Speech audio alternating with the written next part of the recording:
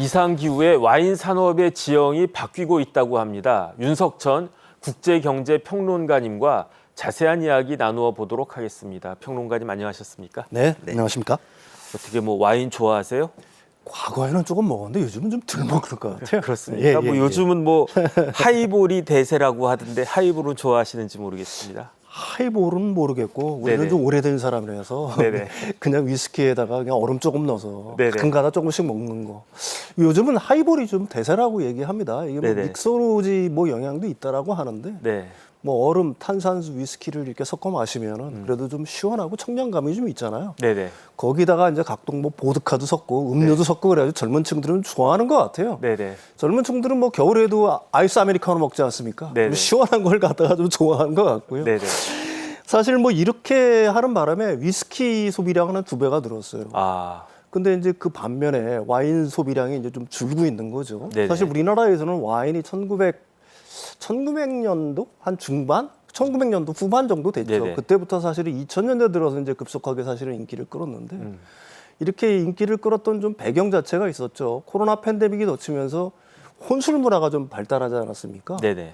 이 사회적 거리두기 영향도 있었고 그러는 바람에 한동안 위스키 대신에 와인이 사실은 뭐 날개 돋는 듯이 팔리고 뭐 특정 품목의 와인 같은 경우에는 뭐 거의 구할 수도 없는 정도가 됐는데 근데 이런 게 이제 비교적 오래는 가지 못한 것 같아요. 네네. 20년도부터는 이게 또 완전히 되돌아섰습니다. 이것도 역시 혼술의 영역이라고 얘기할 수가 있는데 와인은 보통 한 병이 한 750ml 정도 되잖아요. 그렇죠. 이거 한 병 따면은 사실 한 사람이 먹기에는 좀 이걸 무리가 있지 않습니까? 네네. 근데 이게 이제 과일주니까 하루 이틀 만에 이제 좀 먹어줘야 되는데 그렇지 못하니까 이런 것들이 이제 위스키로 좀 옮겨간 게 아닌가 싶어요. 네네. 그래서 요즘은 이제 와인 대신에 위스키를 갖다가 선호하는 계층들이 많아졌고 와인 대신에 위스키 소비량이 굉장히 늘었다 이렇게 얘기할 수가 있는 거고요. 뭐 그런데 평론가님이나 저나 뭐 네. 와인, 뭐 하이볼 다 좋지만 위스키 다 좋지만 저희는 그냥 소맥이 익숙한 거 아닌가 그런 생각이 드는데 네네. 그런데 이런 와중에 사실은 와인이 하락세인데 우리나라만 하락세가 아니고 전 세계적으로도 와인이 좀 하락세라면서요? 네, 그렇습니다. 국제 와인 기구에 따르면은 23년도 기준으로 와인 생산량 네네. 기준으로 놓고 보게 되면 전년도에 비해서 한 9.6% 정도가 감소했어요. 그리고 이거는 뭐 전년도에 비한 거니까 일회성이라고 생각할 수가 있는데 2004년이죠. 그러니까 20년 전에 비교하면 한 20% 정도 감소했다라고 얘기를 합니다. 그러니까 남유럽의 대표적인 와인 생산국이죠. 뭐 이탈리아, 스페인은 각각 뭐 23%에서 20%. 어이구. 그 다음에 이제 남반구 호주 26%, 칠레와 남아프리카 공화국도 한 10% 이상 생산량이 감소했고요. 프랑스는 이제 와인의 주요 생산국이잖아요. 최대 생산국인데 네네. 여기서 한 3%가 늘었음에도 네네. 이런 어떤 다른 나라에서 어떤 감소량을 갖다가 상쇄시킬 수는 없었다. 또 소비량도 굉장히 감소하고 있다라고 얘기를 합니다. 네네. 뭐 일부에서는 1961년 이래 소비량이 최대 폭으로 감소했다. 또 혹자들은 한 30년 만에 최저치다. 뭐 이런 얘기들이 나오고 있습니다. 결국 생산 소비가 다 줄었다 이렇게 얘기할 수가 있겠죠. 그런데 왜 이태리, 프랑스는 아니라고 하셨고 스페인, 호주 이런 나라에서 네네. 생산량이 무려 20% 넘게 감소했다는 거 아니겠습니까? 그렇습니다. 그 원인이 뭔가요? 아무래도 가장 큰 원인은 네. 사실은 기후 위기라고 사실은 기후요? 얘기할 수가 네네. 있겠죠. 뭐 작년도 같은 경우에 우리가 이제 뉴스로 가장 많이 접한 게 유럽의 이상 기후 현상들이었잖아요. 네네. 뭐 남유럽 지역에서는 여름에 뭐 한 48도, 섭씨 48도를 넘어가는 거고, 그다음에 이탈리아 같은 경우에는 뭐 홍수가 덮쳐가지고 사실 이게 그 포도, 그 와인용 포도 재배에는 굉장히 안 좋은 거죠. 네네. 와인용 포도 같은 경우를 갖다 신의 물방울이라고 보통 얘기를 하는데 이렇게 불리는 이유가 있습니다. 천지인의 결과물이라고 보통 얘기를 해죠. 네네. 그러니까 기후가 도와줘야 되고 토양이 도와줘야 되고 또 숙련된 농부가 해야 된다. 근데 이제 각국에서 특히 유럽 지역 같은 경우에는 뭐 기후 어떤 위기 이런 것들이 상시화되다 보니까 네. 생산량이 굉장히 감소를 했던 거고요. 프랑스에 이제 브로드라고 유명한 와인 생산지가 그러니까 포도 생산지가 있지 않습니까? 그렇죠. 거기 같은 경우도 4월 달에 꽃필 때 네. 굉장히 혹한이 찾아왔다라고 얘기를 해요. 네. 그래서 마이너스 6도에서 뭐 마이너스 9도까지 갔다고 그러는데 이 포도나무를 살리기 위해서 양초까지 태우는 것들도 월드뉴스에서 좀 보신 적이 있었을 거예요. 네네. 뭐 이런 식으로 이제 굉장히 기후위기들이 엄습을 하면서 기존의 생산지들이 이제 가장 큰 타격을 받는 거고요. 사실 뭐 세계 뭐 기상기구 같은 경우에서는 이런 식으로 보통 얘기를 하고 있지 않습니까? 23년도 기준으로 해가지고 지구 표면의 평균 온도가 산업화 이전, 그러니까 1850년에서 1900년 정도 되겠죠. 그때보다 한 1.45도 정도 올랐다. 근데 이게 앞으로 2도 정도 더 올라간다라고 하게 되면 2도까지 올라간다라고 하면 평균 기온이. 네네. 그러면 지금 기존의 그 와인 생산지의 90%는 거의 초토화될 거라는 얘기가 있는 거고요. 네이처 학술도 마찬가지예요. 연구에서도 사실은 벌써 그 포도 재배, 와인용 포도를 갖다 재배하는 지역의 한 70%는 기후 위기에 노출이 돼 있다. 네. 뭐 이런 식의 연구 결과들이 속속 발표가 되고 있는 거 보면은 아무래도 이제 와인 생산에는 가장 큰 어떤 기후 변화가 그 가장 큰 어떤 그 공급 감소에 생산량 감소에 가장 큰 원인이 됐다 이렇게 얘기할 수가 있는 거죠. 네. 예. 그래서 기후 변화가 심해가지고 공급이 급격하게 감소한 것이다. 그런데 경제학적으로 보면 공급이 감소되면 가격이 올라가야 되는 거 아니겠습니까? 그렇습니다. 그런데 공급은 감소됐는데 가격은 그대로인 것 같아요. 그 이야기는 그만큼 공급이 줄어든 만큼 오히려 그 이상으로 수요도 줄었다는 그런 이야기가 되겠습니까? 그렇습니다. 소비량도 어떻게 보면 급감했다 뭐 이렇게 얘기할 수가 있는데요. 23년 기준으로 와인 소비량 같은 경우에는 30년 만에 최저치를 기록했고요. 중국 같은 경우에는 전년도에 비해서 한 25%. 네네. 그리고 와인을 그 최대로 소비하는 국가는 역시 미국이죠. 미국도 한 3% 정도가 이렇게 줄었어요. 네네. 근데 이렇게 와인 소비량이 줄어드는 거는 이제 몇 가지 요인들이 있겠죠. 가장 큰 이유는 아무래도 와인은 여전히 좀 사치되다. 뭐 이런 게 좀 있겠죠. 네. 와인의 가격이 많이 내려갔다라고 하지만 사실은 지금도 뭐 10,000원대 중후반 정도는 이렇게 줘야지 와인 한 병, 먹을 만한 와인 한 병 그래도 사지 않습니까? 이게 많이 대중화됐다고는 하지만 네네. 그게 뭐 소주라든지 맥주 이런 거에 비하면 여전히 비싼 거가 있는 거고요. 그다음에 유럽 지역의 어떤 경기투나 뭐 이런 것들, 그다음에 중국에서도 이제 헝다 사태 뭐 이런 걸로 인해 가지고 네. 좀 소비자들의 지갑이 많이 얇아진 영향들이 있겠죠. 그런 것들이 이제 와인 소비를 갖다가 줄인 하나의 원인이 된 거고요. 네네. 두 번째 이유는 이제 인구 구조의 변화를 갖다가 들 수가 있겠죠. 인구 구조의 변화라고 하게 되면은 궁극적으로는 1인 가구들이 굉장히 늘었지 않습니까? 그러니까 1인 가구들은 이제 혼술을 갖다가 즐겨 하는데 혼술을 하는 사람들한테는 역시 와인이 좀 맞지를 않는다. 왜 그러냐면 개봉을 하면 일단 다 마셔야 되는데 네. 이게 그 하루 이틀 만에 다 소비할 수가 없는 거니까 뭐 이런 것들이 이제 영향을 줬다라고 얘기를 하고 있는 거고요. 마지막으로는 이제 소비 패턴의 변화인데 사실은 이건 프랑스 레드 와인의 그 소비 어떤 패턴, 소비량 감소를 보면 명확하게 드러나요. 네. 그러니까 1970년대 이래 그 레드 와인 같은 경우가 무려 90% 감소했다라고 하거든요. 그러니까 지금 세대, 그러니까 할아버지 세대 같은 경우에는 1인당 소비량이 한 300리터였는데 아버지 세대는 한 180리터로 줄었고요.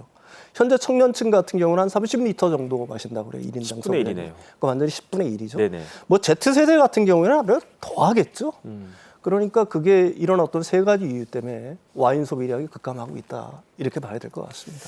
글쎄요, 뭐 신의 물방울인가 그런 만화까지 있어가지고 와인이 예. 붐을 이루었던 게 엊그제 같은데 네네네. 또 그렇게 국면이 바뀌었네요. 그런데 제가 생각해 보니까 저는 대학 다닐 때 네네. 와인을 마셔본 기억이 없어요. 소주, 네네. 맥주, 막걸리 뭐 이런 것만 마셨던 네네네. 것 같은데 그런데 언제부터 네. 와인이 이렇게 세계적으로 많은 사람들이 즐기는 그러한 술이 됐던 겁니까? 우리 젊을 때는 포도주는 마셨어요. 굉장히 단 포도주. 마주랑 같은 거. 있었습니다. 네네. 예. 어쨌든 와인은 이제 결론부터 먼저 말씀드리면은 뭐 1980년대부터 좀 대중화가 되기 시작했고요. 네네. 2000년대 이제 신흥국들이 이제 급격히 경제 성장을 이루고 세계화가 이제 진전이 되면서 범세계적인 어떤 주류로 자리를 잡았죠. 역사를 따져 들어가면은 사실 1950년대부터 2차 세계대전이 끝나고 70년대까지만 하더라도 이게 이제 상류층의 어떤 전유물, 그 다음에 유럽산 와인이 대세였었어요. 외교 무대에서 이제 고급스럽게 뭐 이렇게 그 레드 와인 따라가지고 이렇게 건배하고 이런 그랬죠. 것들 보셨을 네네. 겁니다. 근데 이제 1980년부터 약간 좀 달라지기 시작하는데 그 와인 생산지가 미국, 그 다음에 뭐 호주, 뉴질랜드, 아르헨티나, 칠레 네. 이런 식으로 완전히 다변화가 되기 시작합니다. 네. 그러면서 이제 그 품종도 다양해지고 와인의 종류도 다양해지면서 가격들도 점점 내려가면서 조금 더 이제 대중화되기 시작을 한 거죠. 네. 근데 이제 완전 대중화의 물꼬는 역시 2000년대 이후라고 얘기할 수가 있겠죠.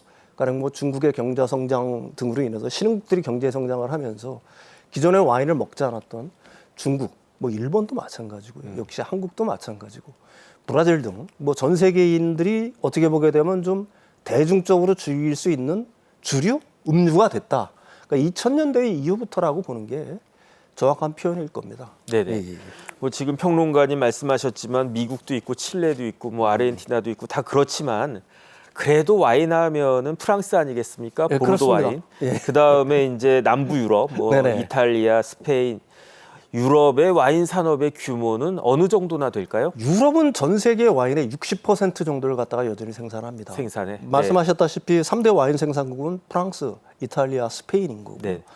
이게 EU에 차지하는 건 단순한 어떤 문화유산 차원이 아니라 EU 전체를 갖다가 지탱하는 어떤 경제를 지탱하는 하나의 기둥이 되는 역할을 하고 있습니다. 네네. 일단 고용 측면으로 본다면 EU 전체 그 일자리 1.4%를 커버해요. 한 300만 명이 관련 일자리에 종사를 하고 있고요.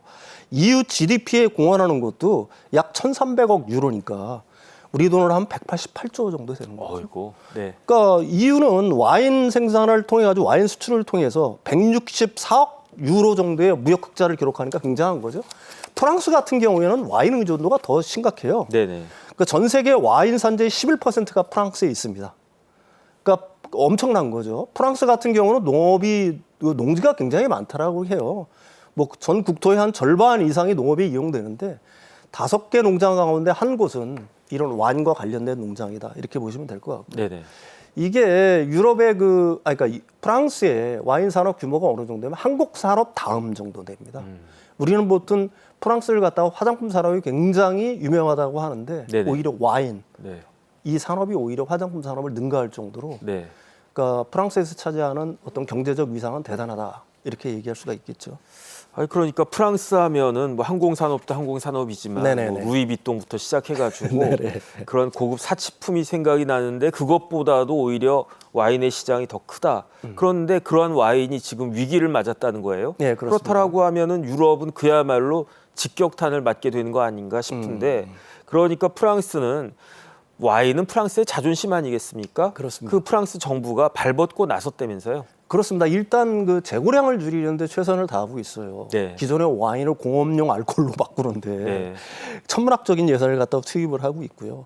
실제로 그 다음에 한 4억 병 이게 좀 상상이 안 가는데 올림픽 공식 그 수영장 있지 않습니까? 그거 100개를 채울 수 있는 물량이라고 합니다. 네. 이걸 갖다가 그대로 그냥 폐기를 했고요.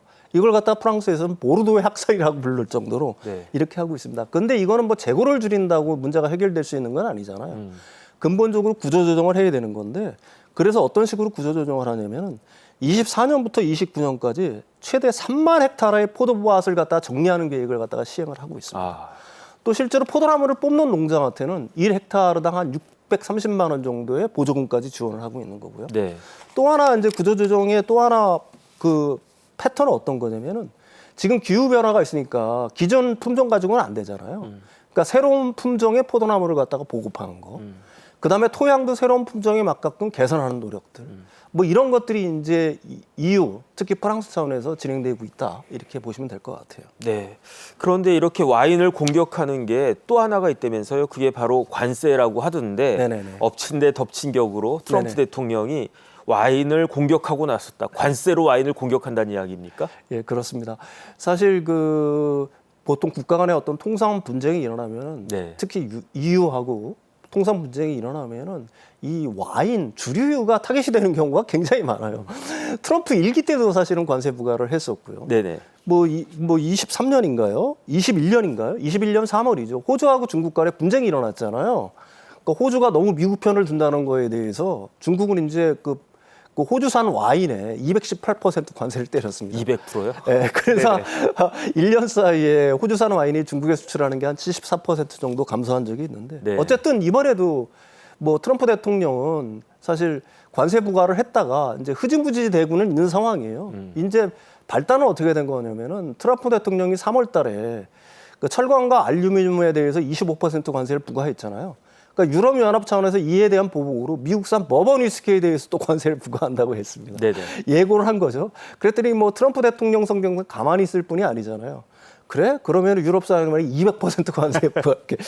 그러다가 4월 달에 그걸 네. 25%로 낮췄다가 몇 시간 안 돼서 그냥 유예를 했어요. 네. 그래서 현재는 한 10% 정도 됩니다. 네네. 만약에 이게 부과됐다라고 하게 되면은 유럽연합, 특히 프랑스산 와인 같은 경우에는 굉장히 큰 타격이 있겠죠. 프랑스산 와인이나 꼬냑 수출은 전체 글로벌 수출 대비해서 미국에 수출하는 게 한 25% 정도 되니까 굉장히 위기에 처할 수 있었겠죠. 네. 그렇지만 아직도 뭐 불확실성이 완전히 해소됐다. 뭐 이렇게 보기는 좀 어려울 것 같아요. 네. EU하고 미국 간의 관세 분쟁이 끝난 게 아니니까요. 예, 예. 기후부터 관세까지 이래저래 와인은 위기가 아닌가 싶은데 네네. 그런 이런 상황에서 와인 소비량이 다시 늘어날 수 있겠습니까? 어쨌든 그 국제기구 그 전문가들이 추정하기에는 지금 규모가 한 4,600억 달러 정도 되거든요. 네. 이게 연평균 한 5.5% 상승을 해서 네.